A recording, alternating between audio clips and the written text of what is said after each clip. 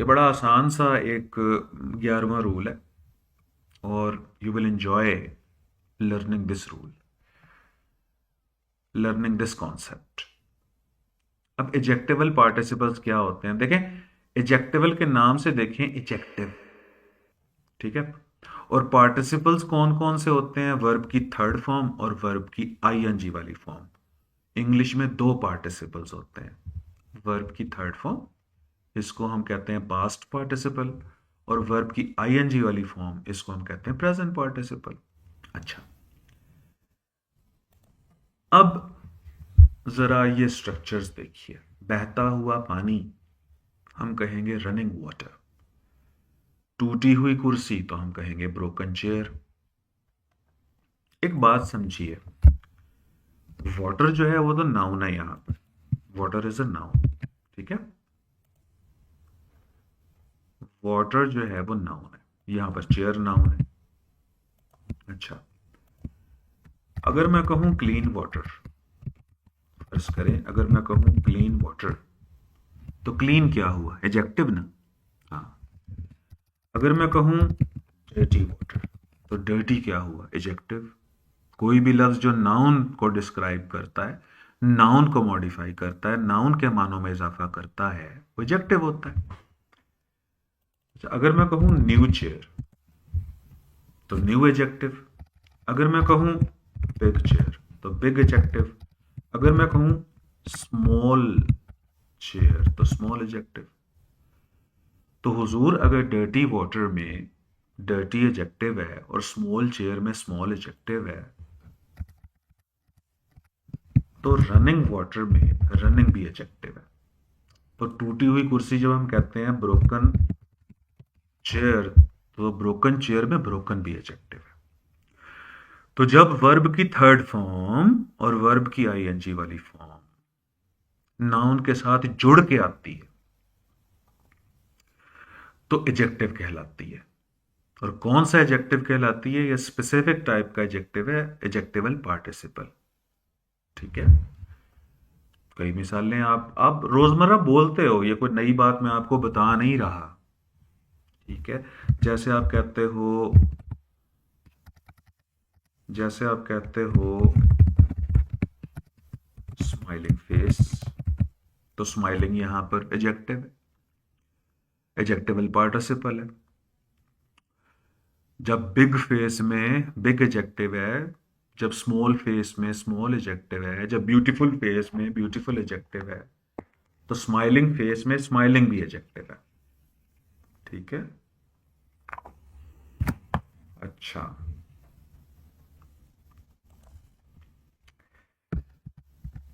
इसी तरीके से आप लोग बोलते हो ग्रीन, इसी तरह आप लोग बोलते हो ग्रीन लीव्स,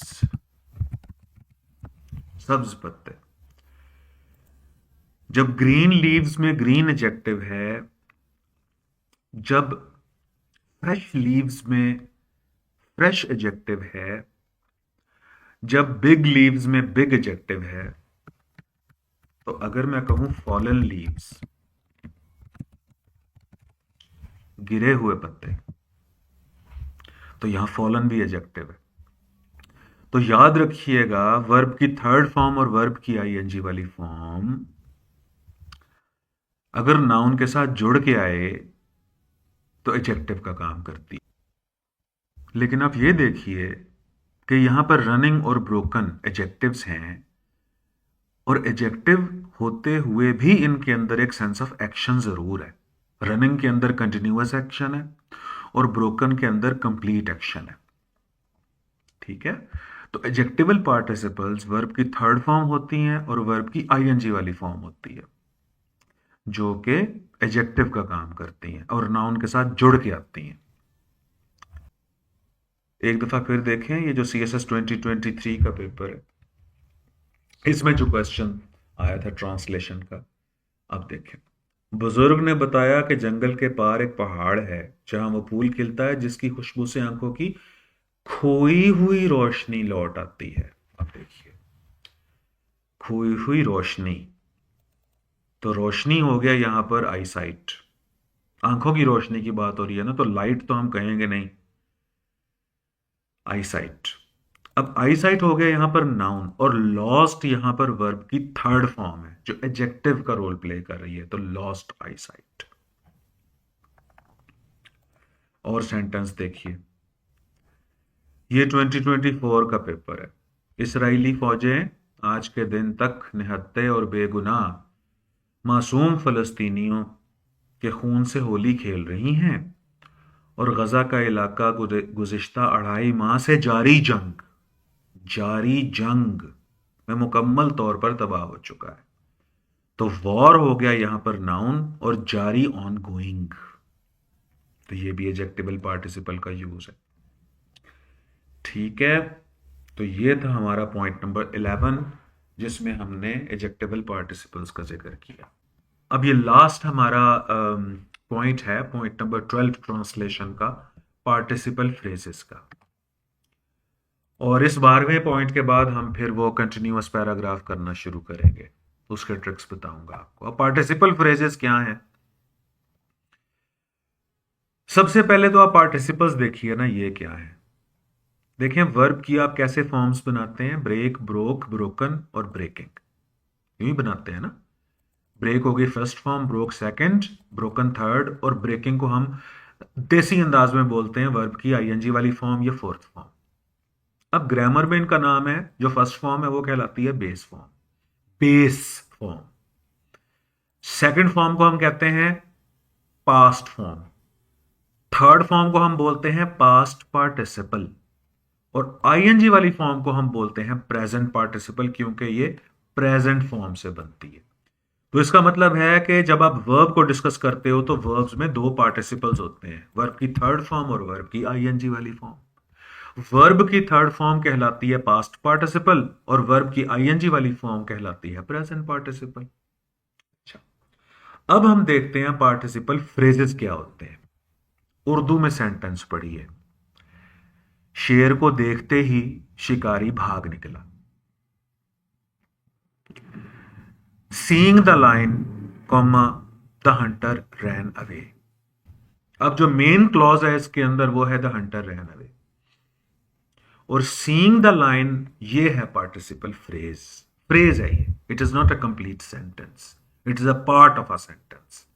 ये फिक्रे का एक टुकड़ा है, और ये जो फिक्रे का टुकड़ा है, या जो जुमले का टुकड़ा है, ये वर्ब की आईएनजी वाली फॉर्म से स्टार्ट हो रहा है, seeing the line. Seeing the line शुरू में भी आ सकता है, सीइंग द लाइन एंड में भी आ सकता है। देखें सेंटेंस नंबर 2 को, the Hunter ran away seeing the line.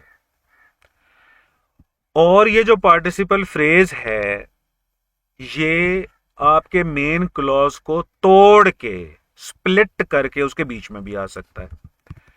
जैसे the Hunter comma, seeing the line comma, ran away. जज ने असलियत जानते हुए मुलजिम को रिहा कर दिया। इसमें जो आपका मेन सेंटेंस है वो है जज ने मुलजिम को रिहा कर दिया। असलियत जानते हुए, ये है आपका पार्टिसिपल फ्रेज। अब आप देखेंगे इसको, आप शुरू में भी लिख सकते हैं knowing the reality comma, knowing the reality. अब देखें प्रेजेंट पार्टिसिपल से ये फ्रेज स्टार्ट हुआ है, knowing the reality comma, the जज फ्रीड द कल्प्रिट। इसको यूं भी लिख सकते हैं, द जज फ्रीड द कल्प्रिट, यानी मेन क्लॉज पहले, नोइंग द रियलिटी, और ये आखिर में आ गया पार्टिसिपल फ्रेज। और ये स्प्लिट करके भी आया, द जज comma, knowing the reality comma, freed the culprit. अब मैं आपको एक और मिसाल देता हूं, ये देखें। अब यहां पर पास्ट पार्टिसिपल से फ्रेज स्टार्ट हो रहा है, और ये भी पार्टिसिपल फ्रेज है, यानी कि आपका फ्रेज वर्ब की थर्ड फॉर्म से स्टार्ट हो रहा है। कमरे में बंद बच्चा मदद के लिए चीखा, locked in the room, the child cried for help. Main आपका क्लॉज है the child cried for help, ये मेन क्लॉज है। लॉक्ड इन द रूम ये पार्टिसिपल फ्रेज है। तो पार्टिसिपल फ्रेजेस वर्ब की आईएनजी वाली फॉर्म से भी स्टार्ट होते हैं, जैसे कि सीइंग द लाइन। फ्रेज है ना, ये पूरा फिक्रा तो है नहीं। फ्रेज का मतलब होता है टुकड़ा, किसी सेंटेंस का piece.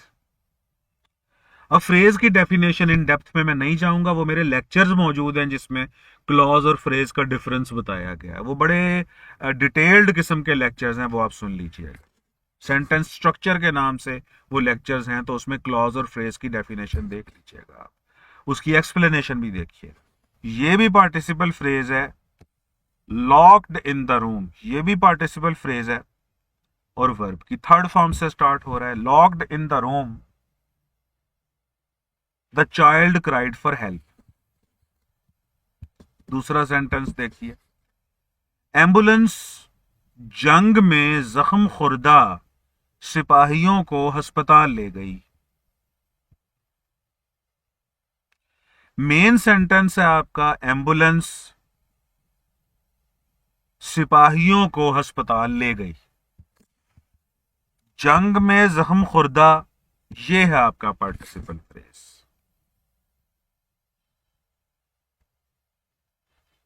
The ambulance took the soldiers wounded in the battle to the hospital। अब मेन क्लॉज है आपका, the ambulance took the soldiers to the hospital, ये आपका मेन क्लॉज है। wounded in the battle, ये है आपका पार्टिसिपल फ्रेज, जो कि वर्ब की थर्ड फॉर्म से स्टार्ट हुआ है। पार्टिसिपल फ्रेजेस या तो ऐसे फ्रेज होते हैं जो वर्ब की आईएनजी वाली फॉर्म से स्टार्ट होते हैं, या ऐसे फ्रेजेस होते हैं जो वर्ब की थर्ड फॉर्म से स्टार्ट होते हैं। ये हो गया पॉइंट नंबर 1। पॉइंट नंबर 2, इनकी जो पोजीशन है वो फ्लेक्सिबल है। पार्टिसिपल फ्रेजेस सेंटेंस के स्टार्ट में भी आ सकते हैं, सेंटेंस के एंड में भी आ सकते हैं, और सेंटेंस को स्प्लिट करके सेंटेंस के बीच में भी आ सकते हैं। ये हो गई इनकी प्लेस। उसके बाद इनकी सेंसेस क्या क्या होती हैं। ये कंटिन्यूअस एक्शन को भी शो करते हैं, ये ऑलमोस्ट सेम टाइम एक्शन को भी शो करते हैं, ये कंप्लीट एक्शन को भी शो करते हैं। ये कंटिन्यूअस एक्शन को शो कैसे करते हैं कि अगर मैं सेंटेंस बोलूं कि holding a flash light in his hand, comma, he entered the jungle, ये ऑलमोस्ट सेम टाइम एक्शन को भी शो करते हैं, जैसे कि seeing the line he ran away, शेर को देखते ही वो भाग निकला। और ये कंप्लीट एक्शंस को भी शो करते हैं, जैसे कि लॉक्ड इन द रूम, अब ये बच्चा कमरे में बंद हो चुका और उसके बाद फिर वो चीखा, the child cried for help. जंग में जख्म खुर्दा सिपाही, जंग में सिपाही जख्मी हो चुके और उसके बाद एम्बुलेंस उनको हॉस्पिटल लेकर गई। ये चीजें समझने के बाद अब हम 2024 का सीएसएस का पेपर देखते हैं, और उसकी ये जो ट्रांसलेशन है उसका एक सेंटेंस मैंने उठाया है। इस नुमाइंदा आलमी इदारे ने फलस्तीनी अवाम के हक़ खुद इरादियत को तस्लीम करते हुए इन मसाइल के हल का फार्मूला भी खुद तय किया। पहले इसका मेन सेंटेंस देख लें। इस नुमाइंदा आलमी इदारे ने इन मसाइल के हल का फॉर्मूला भी खुद तय किया, यह है आपका मेन सेंटेंस। फलस्तीनी अवाम के हक़ खुद इरादियत को तस्लीम करते हुए, शेर को देखते हुए, शेर को देखते ही शिकारी भाग निकला, या टॉर्च हाथ में पकड़े हुए वो जंगल में दाखिल हो गया। तो फलस्तीनी अवाम के हक़ और खुद इरादियत को तस्लीम करते हुए, यह है पार्टिसिपल फ्रेज। अब देखें ट्रांसलेशन इसकी। This representative international organization acknowledging the, अब यहां से पार्टिसिपल फ्रेज शुरू हुआ है, acknowledging the right of self-determination of Palestinians, comma, also formulated a solution of these issues. अब ये देखें, अब यहां से लेके यहां तक ये सारा पार्टिसिपल फ्रेज है, इसको हटाएं, मेन सेंटेंस आपके सामने आ जाए। ये देखिए, ये कॉमर्स भी खत्म करता हूं इसके। The representative international organization also formulated a solution of these issues. अब देखें कि इस सेंटेंस के बीच में जब हम पार्टिसिपल फ्रेज को ऐड करते हैं तो ये कैसे बनता है? This representative international organization acknowledging the right to self-determination of Palestinians also formulated a solution of these issues. ठीक है, तो ऐसे पार्टिसिपल फ्रेजेस आप लोगों को आएंगे एग्जाम्स में, और आपने करना क्या है कि जहन के अंदर यह रखना है कि आप पहले मेन क्लॉज को तलाश करो। जैसे कि शिकारी भाग निकला, ये मेन क्लॉज है, ये मेन सेंटेंस है। आप शेर को देखते ही, ये फ्रेज है, पार्टिसिपल फ्रेज है। जज ने मुलजिम को रिहा कर दिया, ये आपका मेन क्लॉज है। असलियत जानते हुए, ये आपका पार्टिसिपल फ्रेज है। कमरे में बंद बच्चा मदद के लिए चीखा, बच्चा मदद के लिए चीखा, ये आपका मेन क्लॉज है। कमरे में बंद, ये पार्टिसिपल फ्रेज है। एम्बुलेंस जंग में जख्म खुर्दा सिपाहियों को अस्पताल ले गई, एम्बुलेंस सिपाहियों को अस्पताल ले गई, ये मेन सेंटेंस है। और जंग में जख्म खुर्दा, ये आपका पार्टिसिपल फ्रेज है। इसी तरह इस नुमाइंदा आलमी इदारे ने इन मसाइल के हल का फार्मूला भी खुद तय किया, ये आपका मेन क्लॉज है, मेन सेंटेंस है। और फलस्तीनी अवाम के हक खुद इरादियत को तस्लीम करते हुए, ये है यहां पर आपका पार्टिसिपल फ्रेज। तो पार्टिसिपल फ्रेजेस को पहचानना सीखिए। ये वर्ब की थर्ड फॉर्म या वर्ब की आईएनजी वाली फॉर्म से स्टार्ट होंगे। फिर इनकी पोजीशन सीखिए कि ये सेंटेंस के बिगिनिंग, एंड और मिडल 3 जगह पर आ सकते हैं।